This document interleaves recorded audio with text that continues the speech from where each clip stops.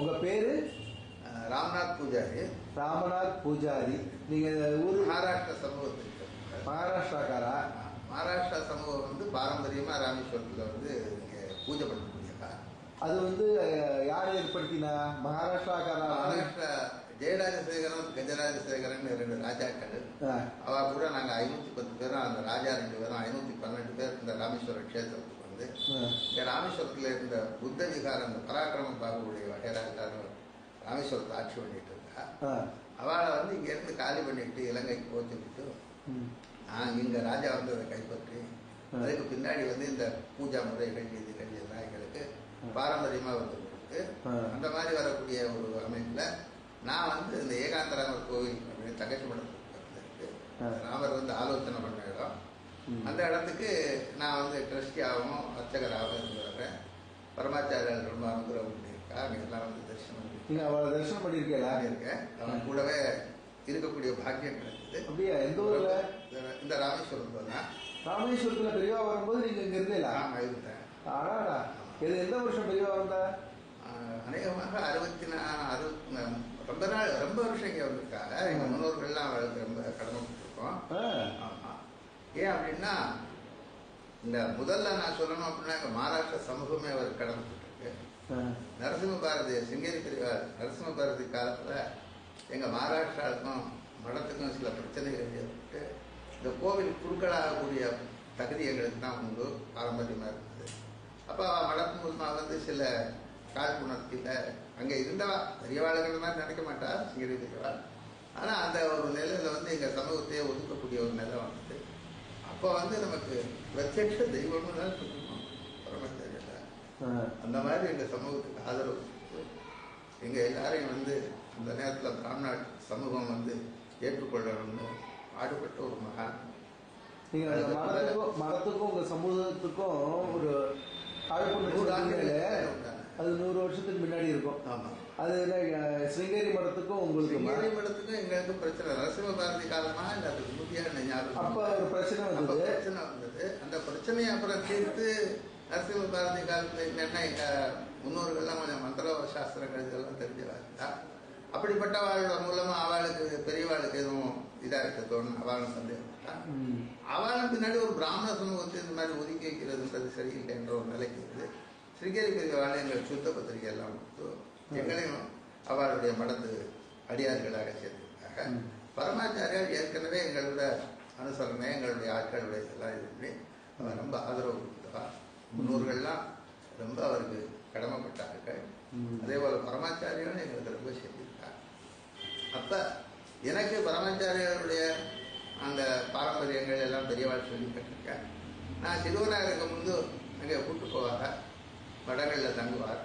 அந்த மடங்களில் தங்கும்போது அவர் வந்து தீர்த்தம் கொடுப்பார், பூஜைகள் நடக்கும், வாங்கிக்குவோம், எல்லாம் ஆசீர்வாதம் பண்ணுவார். அவர் அதே போல் பிராமணர்களுக்கு போஜனம் கொடுத்துவார். நாங்கள் பிக்ஷை அவளுக்கு செய்வோம். அந்த பிக்ஷை இன்னைக்கு பிரசாதம் கிடைக்கிறதா இருக்கும். அதெல்லாம் நான் சிறுவனாக இருந்தபோது அனுபவித்தது. ஆனால் என்னுடைய ஒரு சொல்லணும் அப்படின்னா நான் ஒரு அரசியல்வாதியாக இருந்தேன். முதல்ல எங்களுடைய அரசியல் துவக்கமே என்ன இருந்தது அப்படின்னா கம்யூனிஸ்ட் தலைவர் பி ராமமூர்த்தி அவர்களோடு ஒரு பாசமா அல்லது நட்பா அல்லது ஒரு ஈர்ப்பா என்று சொல்ல முடியாத அளவுக்கு கம்யூனிஸ்ட் கட்சியால் ஈர்க்கப்பட்டவனா. என்னோடு மடத்துக்கு ரொம்ப அனுசரணையா இருந்த போடு ராஜகோபால் சாஸ்திரி அவர்கள். அவர்கள் எனக்கு பெரியவர் என்றாலும் கூட நாங்கள்லாம் அந்த நேரத்தில் ராமேஸ்வரத்துல ஒரு குறிப்பிட்ட ஆட்கள் எல்லாம் கம்யூனிஸ்ட் கட்சியில் இருந்தோம். எங்களுக்கு 2 விதமான 2 காலையில 2 இதுல குதிரையில சவாரி பண்ண முடியாதுன்ற ஒரு நிலை ஏற்பட்டது. காரணம் ஏன் அப்படின்னா இந்த பக்கம் கம்யூனிஸ்ட் கட்சிக்கு நாஸ்திகமான எண்ணம் உண்டு. ஆனா எங்களுக்கு ஆன்மீகத்தை விடவும் மனசு இல்லை, ஆன்மீகத்திலேயே இருந்தோம். அதே போல அப்படிப்பட்ட ஒரு சூழ்நிலையில பரமாச்சாரியாருடைய தரிசனமானதுதான் என்ன முழுமையான ஒரு ஆன்மீகவாதியாக மாற்றி என்ன வந்து இந்த பணிகள் எல்லாம் சிறப்பதற்கு வழிவகுத்ததோ என்று எண்ணுகிறேன். அவர் இந்த 64ஆம் ஆண்டுன்னு நினைக்கிறேன். அந்த 60 ஆண்டுக்கு பிறகு சரியான ஞாபகம் இல்லை. ஆனா 60ஆம் ஆண்டுக்கு பிறகு அந்த 65 மடம் அங்கே ஸ்தாபிதம் பண்ணணும், மடம் கட்டணும் அப்படின்னு எல்லாம் ஏற்பாடு பண்ணாங்க. அப்ப நம்ம பெரியவர் ஜெயேந்திரர் அந்த நேரத்தில் அவர் வந்து அவரை சிஷ்யரா எடுத்திருந்தார். அந்த சிஷ்யரா எடுத்திருந்த நேரத்தில் இங்கே ராமேஸ்வரத்தில் அவர் மடத்தை கட்டிடணும் அப்படின்ற ஒரு முடிவு இருந்தார். அந்த நேரத்தில் நாங்கள்லாம் அவரோட எப்போவுமே அந்த பஜனைகள் பூஜைகள் இதெல்லாம் கலந்து கொள்வோம். இங்கே திருப்பதி பங்களாவில் தங்கி இருந்திருக்காங்க மடம் கட்டுறதுக்கு முன்னாடி. சமூகமே போயிருந்தது. இப்போ எங்கள் எல்லாரையும் ஒருத்தர ஒன்று சொல்லுவார், மனசுக்கு என்ன நினைக்குதோ அது பாராயணம் இருக்கு அப்படின்னு. எங்களை விஷ்ணு சகஸ்ரநாமம் பாராயணம் பண்ணிருந்தார். அந்த விஷ்ணு சகஸ்ரநாமம் பாராயணம் சொன்னது இந்த ராமனுடைய ஒரு கைங்கரியம் பண்ணுறதுனால எனக்கெல்லாம் அவள் வாயிலேருந்து வந்து அந்த மாதிரி ஒரு பாக்கியம் கிடைச்சதுன்னு எல்லாரும் விஷ்ணு சகஸ்ரநாமம் பாராயணம் பண்ணோம். அப்புறம் பூஜை பண்ணி திருத்தம் கொடுத்தா. அப்புறம் பின்னால் இங்கே ராமேஸ்வரத்துக்கு வந்து இந்த கடற்கரைக்கு முன்னாடி 10ஆம் திருநாமண்டா அப்படின்னு உச்சினமங்காளிக்கு கோவிலுக்கு பின்னால் ஒரு கட்டடம் இருக்குது. அந்த கட்டடத்தில் அவள் தங்கி இருந்தாள். அங்கே தான் மடத்தினுடைய நிர்வாகமே நடந்தது. ஆனால் அவளுக்கு அந்த நேரத்தில் வந்து இந்த அதாவது விஞ்ஞான ரீதியான எலக்ட்ரிக்கு இந்த மாதிரி இதெல்லாம் அவளுக்கு பிடிக்காது. அவளுடைய நடவடிக்கைகள் இதுகள்லாம் அந்த பழமை வாய்ந்ததாகவே இருக்கணும் அப்படின்ட்டு குத்து விளக்கை ஏற்றி வரிசையாக வச்சிருந்து இந்த குத்து விளக்கு ஜாலியில் அந்த ஜொலியில் தான் எல்லாருமே வந்து கணக்கு உள்ள கணக்கு பிள்ளைகள் கூட கணக்கு எழுதுவாங்க பெரியவாள். அப்படி அந்த ஜொலிச்சு அந்த 10ஆம் திருநாமம் அப்படி இருக்கு. அங்கே தான் தங்கியிருந்தார், அருகாமையில் தங்கியிருந்தார். அதுக்கு எதிர்த்தாப்புலையே மடம் கட்டுறதுக்கு இடம் வாங்கி மடத்தை கட்டினாங்க. மடம் கட்டுறதுக்கு உண்டான ஆரம்ப கால இதெல்லாம் நடந்தது. அப்போ அந்த நேரத்தில் இங்கே ராமேஸ்வரத்தில் என்ன அப்படின்னா ஒரு அதிருத்ரம் நடத்தணும்னு ஒரு கணபாடிகளுக்கு ஒரு ஆசை வந்தது. அவருக்கு அவ்வளோ சக்தி கிடையாது, லட்சக்கணக்காக செலவு பண்ண கிடையாது. பத்மநாப கணபாடின்னு சொல்லக்கூடியவர்.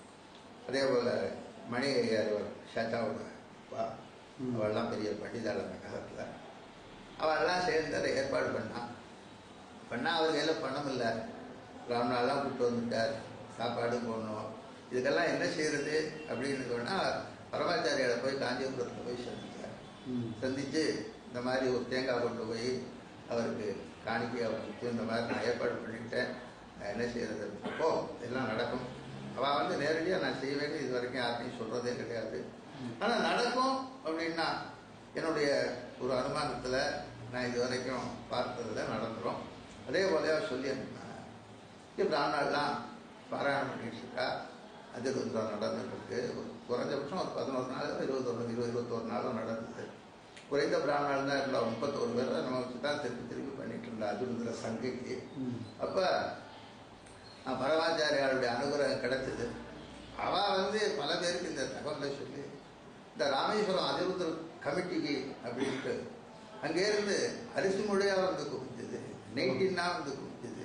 இவங்களை எல்லாம் பிராமணாவை திருப்திப்படுத்த அளவுக்கு இங்கே எல்லாருமே சாப்பாடு, இங்கே இருக்க பிராமண சமூகத்துக்கெல்லாம் சாப்பாடு. என்ன ஒரு பிராமணாளுக்கு செய்ய முடியாதுன்ற ஒரு நிலையை வருகிறதோ ராமேஸ்வரம் கஷேத்திரத்தில் உண்டான பிராமணாளுக்கெல்லாம் சாப்பாடு போடக்கூடிய அளவுக்கு அன்னதானத்தை அந்த விதமாக அவர் நடத்தியிருக்கார். அதெல்லாம் ரொம்ப சந்தோஷம். நாங்கள்லாம் கேட்டு மகிழ்ந்தோம். ஏன்னா நானும் கொஞ்சம் வேறு அத்தியானம் எல்லாம் பண்ண பட்டது. ஒரு 11 ஆவர்த்தி ருத்ரஜபம் செய்கிறது, கோவிலில் போய் அதுக்கு ஒரு தட்சணம் வாங்கிக்கிறது இதெல்லாம் இருந்தது. அந்த மாதிரியான ஒரு இன்பம், அதுவும் மகான்யாசத்தோட கேட்கக்கூடிய முதல் வாய்ப்பு எங்கள் பத்மநாப குருவாடிகள், அவர் மணிசாஸ்திரிகள், தாத்தாவோட அப்பா இவெல்லாம் ஏற்பாடு பண்ணது மூலமாக கிடைச்சிது. அந்த ஒரு வாய்ப்பை பெற்ற நாங்கள் எல்லாருமே ரொம்ப சந்தோஷப்பட்டிருந்தோம். ஆனால் இறுதி டயத்தில் என்னட்டான எல்லாருக்கும் தட்சணை கொடுக்கணுமே, ராம்நாடுகள்லாம் தட்சணை கொடுக்கணுமே, உள்ளூர் லோக்கல் ஆட்கள்லாம் இங்கே கலந்துருந்தாங்க. அப்போ எல்லாருமே கூடியால் நிறைய வேத விற்பனர்கள்லாம் இருந்தாங்க. 3 பேருக்கு மேலே ராமேஸ்வரத்தில் இருந்தாங்க. பாராட்ட சமூகம், அஷ்டசாஸ்திரம், கிரகஜனம், வடமால் தான் கொஞ்சம் குறைவாக இருந்தாங்க. இந்த 3 சமூகத்திலேயே படித்த ஆட்கள் நிறைய இருந்தாங்க. அவள் எல்லாருமே நம்ம ஒரு சர்க்காரியமாக செய்வோம் அப்படின்னு செஞ்சது. வெளியிலேருந்து பிராமணாலாம் வந்துருந்தாங்க. சார் இவாளுக்கெல்லாம் தட்சணை கொடுக்கணுமே, என்ன பண்ணுறதுன்னு யோசிச்சுட்டு இருந்த நேரத்தில் என் பாபு இன்ஜினியர்னு நினைக்கிறேன், அவர் ஒரு இன்ஜினியராக இருந்தார். அவர் அங்கே இருந்தார் பரமாச்சாரியார்.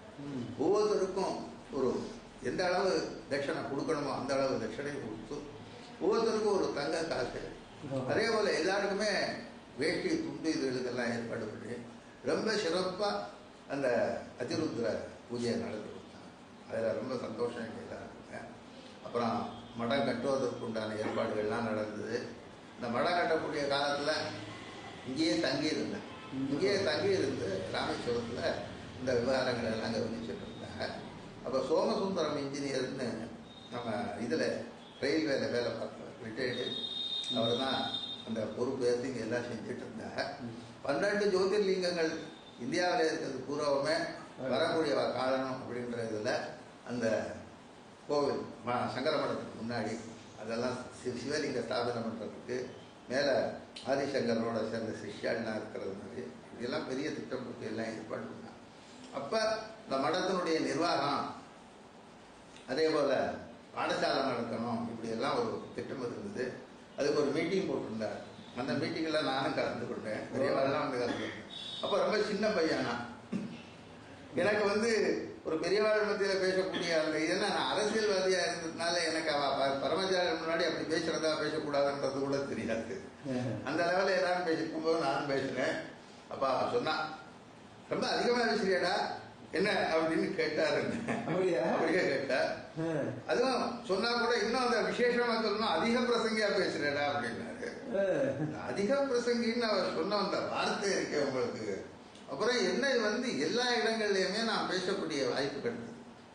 ராமாயணத்தை பற்றி, சீதா கல்யாணத்தை பற்றி, அரசியல்லையும் அதே போல். அதுக்கு முன்னாடி நான் காங்கிரஸில் சேர்ந்துருந்தேன். காங்கிரஸ் மீட்டிங்கெல்லாம் எங்கே எல்லாம் நடக்குமோ அங்கெல்லாம் எனக்கு பெரியவாளுடைய வாக்கில் வந்தது.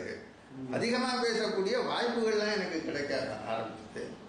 பெற்றோர் ஆசிரியர் கழகத்தினுடைய தலைவராக குறைந்தபட்சம் ஒரு 25 ஆண்டுகள் 11 பெண்கள் மேல்நிலை பள்ளியில் நான் பணியாற்றினேன். அப்படிப்பட்ட ஒரு பொதுநல துண்டுகள், வாக்கியங்கள், இந்த மாதிரி எல்லாம் வாயிலேருந்து என்னைக்கு அந்த அதிக பிரசங்கி அப்படின்ற ஒரு வார்த்தை வந்ததோ அதிகமாக பேசக்கூடிய ஒரு வாய்ப்பினை பகவான் தான் எனக்கு அவர் மூலமாக அருள் கொடுத்தார். அப்படி மகானவர் அவர் வாக்கில் வரக்கூடிய பலிதம் ஏற்படும். இங்கே ராமேஸ்வரத்தில் தங்கியிருந்த காலத்தில் அவள் வந்து எதையுமே எதிர்பார்க்க மாட்டாள். திடீர்னு எங்கேயாவது தோணிச்சு அப்படின்னா எங்கேயாவது ஒரு இடத்துக்கு போயிடுவார். அவர் கூட இருக்க மைக்காப்பாளர் இருப்பார், போலீஸ் இருக்கும். அதே போல் கூட இருக்கக்கூடிய ஒரே ஒரு அவருக்கு சகாயமாக இருக்கக்கூடியவர் மாத்திரம் கூப்பிட்டுக்குருவார். கூப்பிட்டு ஏகாந்தராமன் கோயிலில் போய் உட்காந்து ஒரு நாள் ஏகாந்தராமன் கோயிலில் போய் உட்காந்துட்டார் அந்த மண்டபத்தில். இங்கே யாருக்குமே தெரியலை. காரியத்தாலாம் எங்கே பரமாச்சாரியா எங்கே பெரியவாள் எங்கேட்டு கேட்குறாரு. கேட்டால் எங்கே இருக்காருன்னு தெரியல. அப்புறம் அதுக்கு மேலே சரி அப்படின்னு ஒரு இங்கே போய் அங்கே ஏகாந்தராமன் கோவில் அங்கே தரிசனம் பண்ணி வச்சு அங்கே இருந்த கூட்டிகிட்டு வந்தாங்க. ஒரு நாள் அதே போல் அவர் என்ன பண்ணிட்டார், ராமர் பாதம் கந்தபாதம் வருவோம் அங்கே போய் நிச்சயத்தையா உட்கார்ந்து ஒரு வாட்டி தபஸ் பண்ணுறது மாதிரி அங்கே தபஸ் பண்ணிட்டு இருந்தாங்க. அதை போய் எல்லாரும் அழைச்சிட்டு வந்தோம். இப்படி அவருடைய அந்த எண்ணங்கள்லாம் இருக்க எங்கே லயிக்குது, எந்த இடத்துக்கு போகணும் அப்படின்ற இதெல்லாம் அவரோட பழகினவாளுக்கு தான் அது தெரியும். நான் அவரை பழகுன்னு சொல்ல முடியாது, நான் பார்த்தது அனுபவித்ததுன்னு தான் சொல்லணும். அப்படிப்பட்ட ஒரு வாய்ப்பு பரமாச்சாரியார் மூலமாக எங்களுக்கெல்லாம் கிடைச்சது. பிரத்யட்ச தெய்வம் அப்படின்னு சொன்னோம்னா, பலிதம் அப்படின்னு சொன்னோம்னா, அந்த இது பரமாச்சாரியாருக்கு சக்சஸான காரியங்கள்லாம் என்னை பொறுத்தளவில் புத்த ஜபம் பண்ணி வைதீகம் பண்ணி சம்பத்தியம் பண்ணிட்டு இருந்தேன். அப்படிப்பட்ட அவருடைய ஆசீர்வாதம் கிடைக்க விட்டு ஏகாந்தராமன் கோவில் கட்டுறதுக்கு உண்டான வாய்ப்பு எனக்கு கிடைத்து அதை செஞ்சேன்.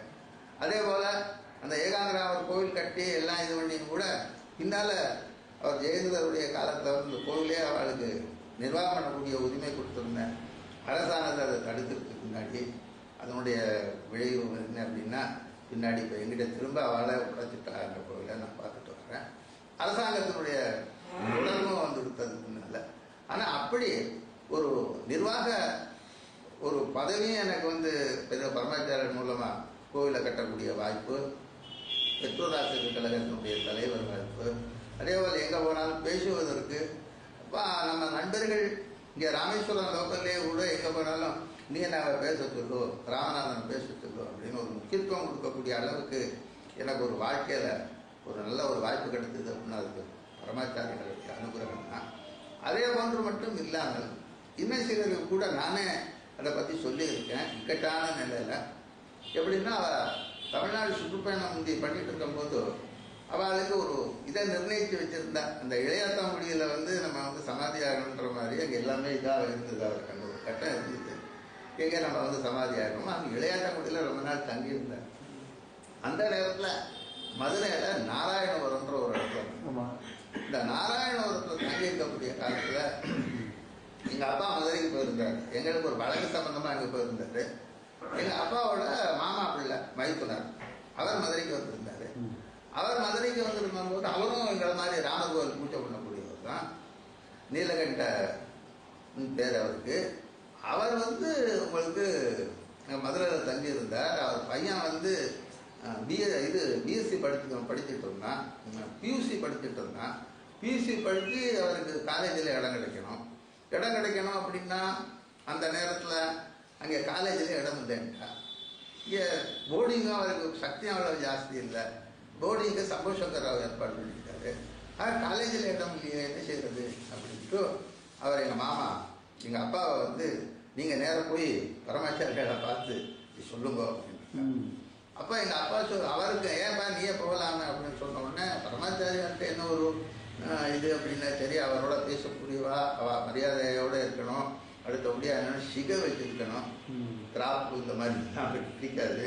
ஆனால் சிகை வச்சிருக்கவாளை ரொம்ப விரும்புவார். அதுவும் ஒரு காரியமாக போகிறவங்க நிச்சயமாக இருக்கணும்.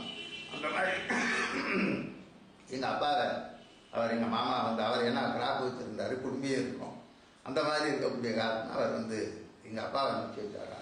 அந்த பையனை கூட்டிகிட்டு போய் அறிமுகப்படுத்தி அவர் நமஸ்காரம் பண்ணி நாராயணபுரத்தில் இது பண்ண உடனே அப்போ அவர் என்ன சொல்கிறார், உபநயனம் என்ன ஆகலை, ஆனால் உபநயனம் தான் போடணும்னு பெரியவாள் சொல்லிட்டாங்க. அவர் தான் பெரிய பையன் அந்த பையன். ஆனால் நீ உபநயனம் போட்டு வை, நான் வந்து உனக்கு ஏற்பாடு பண்ணுறேன்னு சொல்லிவிட்டாருன்னா பார்த்தா நீங்களே அந்த பையனுக்கு அங்கேயே பூனாவை போட்டு வைங்க பரமாச்சாரியால் முன்னாடி அப்படி சொல்லி அனுப்பிச்சி வச்சாராம். அவர் போய் தரிசனம் பண்ணி அந்த பையனை போய் தரிசனம் பண்ணிட்டு வந்தார். பாருங்க, இவங்க முதல் நாள் காலேஜில் அப்போ சீட் கிடைக்கிறது ரொம்ப அபூர்வம், ரொம்ப கஷ்டமாக இருக்கும். அதே மெஜ்ரா காலேஜில் என்ன ஆச்சு, மறுநாள் இவ அழைச்சிட்டு போகிறாரு 2 நாட்கள். உடனே சீட் அலாட்மெண்ட் ஆச்சு. சம்பவசங்கர் ராவ் வந்து சாப்பாட்டுக்கு ஏற்பாடு பண்ணார். இப்படியா அந்த பையன் வந்து பிஎஸ்சி பாஸ் பண்ணி அப்புறம் எம்எஸ்சியும் பாஸ் பண்ணி கடைசியில் என்னென்னா பேங்கில் ஸ்டேட் பேங்குன்னு நினைக்கிறேன், இந்த ஸ்டேட் பேங்கில் ஒரு உயர்ந்த பதவிக்கு எந்த அளவுக்கு போகணும் அந்த அளவுக்கு போய் அந்த டைரக்டர் அளவுக்கு அவரால் அந்த இதுக்கு இது கிடைக்காது. ஏன்னா சாதாரணமாக கிடைக்காது. ஆனால் டைரக்டர் மீட்டிங்களில் ஒரு ஆஃபீஸராக இருந்து கலங்கக்கூடிய அளவுக்கு அவர் பேர் ராமநாதன் பேர். ராமநாத் போட்பூல அவர் நீலகண்ட போட்பூல கோதண்டராமர் கோவிலுடைய அர்ச்சகர் எங்கள் மாமா. அப்போ பரமாச்சாரியாருடைய ஒரு அனுகிரகமானது பியூசியில் ஆரம்பித்து எம்எஸ்சியும் பாஸ் பண்ணி அடுத்தபடியாக சம்பவசங்கர் ராமட்டில் வந்து கிராஜுவேட் வரைக்கும் தான் எல்லா பையங்களுக்குமே வந்து ஒரு 4-5 பையங்களுக்கு வந்து வசதி பண்ணி கொடுத்துருந்தார் கோடிங்கு. ஆனால் இவருக்கு ஸ்பெஷலாக பாருங்க, எம்எஸ்சி படித்த பையனுக்கு தனியாகவே அவர் வந்து இது கொடுத்து ஸ்காலர்ஷிப் கொடுத்து சம்பவசங்கர் ராவ் அவரை வந்து படிக்க வச்சார். சம்பவசங்கர் ராவ் வந்து இங்கே கஜானா லக்ஷ்மண் ராவ் ஒருத்தர் இருந்தார். அவர் வந்து கஜானா லக்ஷ்மண் ராவ் வகைரானா சம்பவசங்கர் ராவ். இங்கே வெங்கட்ராய சத்திரம் இப்போ ராமகிருஷ்ணா மடம் இருக்கு. அந்த வெங்கட்ராய சத்திரத்துடைய வாரிசு அவர். அவரோட அப்பா வந்து ராமேஸ்வரம் கோவிலில் வந்து ட்ரஸ்ட் போர்டு மெம்பராக இருந்தார் அந்த காலத்தில். அந்த சம்பவசங்கர் ராவுடைய அறிமுகம், அவர் வந்து இந்த மாதிரி செஞ்ச உதவி இதெல்லாம் சேர்த்து அவர் உயர்ந்த பதவியை கொண்டு போச்சு. அப்படியெல்லாம் ஒரு வாய்ப்பு அந்த பரமாச்சாரியுடைய ஆசீர்வாதம் நான் இல்லை. அதே போல் இன்னொன்று நான் சொல்லணும் அப்படின்னா, எனது நண்பர் அவர் பையனுக்கு திடீர்னு இருந்த ஹார்ட் ப்ராப்ளம் வந்துடுது. இந்த ஹார்ட் ப்ராப்ளம் வந்த உடனே நானும் வேலை பார்க்க, இந்த வடதேசக்காரோட பழக்கம், வேலை பார்ப்பேன். அவரும் அங்கே வேலை பார்த்துட்டு இருந்தார். அவர் பேர் வெங்கட சுப்பிரமணியம் பேர், ராஜேஸ்வரர் பேர். அந்த பையனோட அவரோட பையனுக்கு வந்து ஹார்ட் ப்ராப்ளம் வந்து மதுரையில் மட்டும் பெரிய டாக்டர் பார்க்கணும்.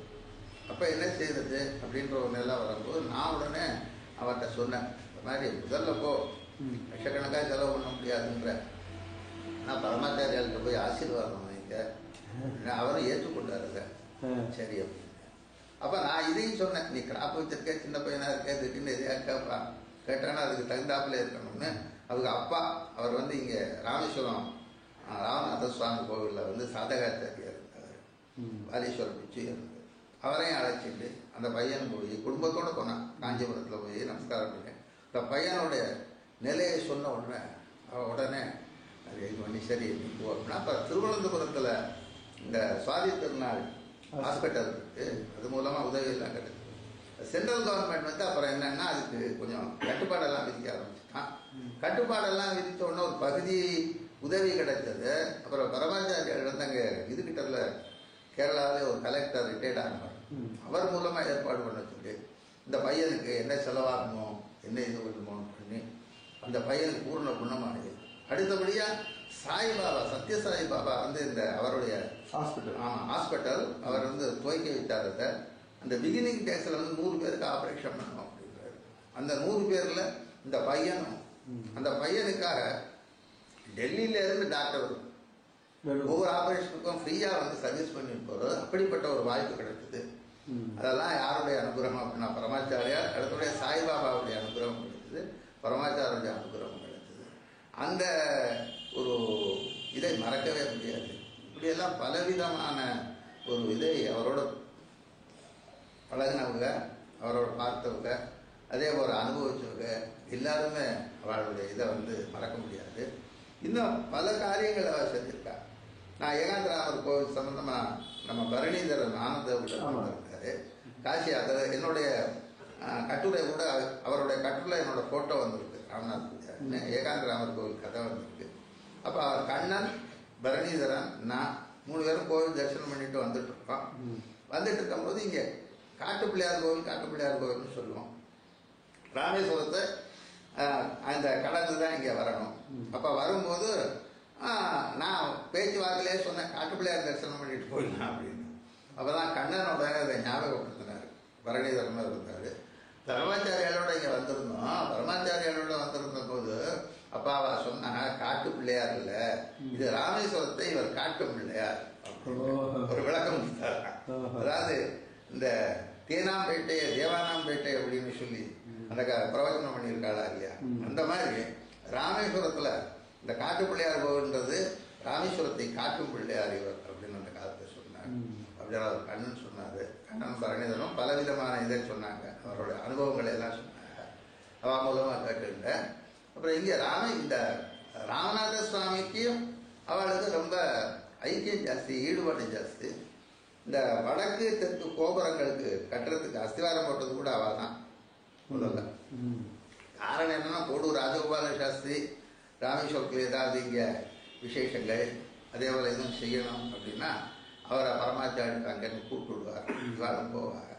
போய் இது பண்ணும்போது அப்போ பரமாச்சாரியாளுக்கு ராமேஸ்வரத்தில் நான் கோடூர் ராஜகோபால சாஸ்திரியோட அரசியலையும் சரி, கம்பன் கழகம், இதே மாதிரி ஆன்மீகம், இதில் எல்லாம் எனக்கு பெரியவர். அவர் பெரியவர்னாலும் ஒரு 10-12 வருஷத்துக்கு பெரியவர்.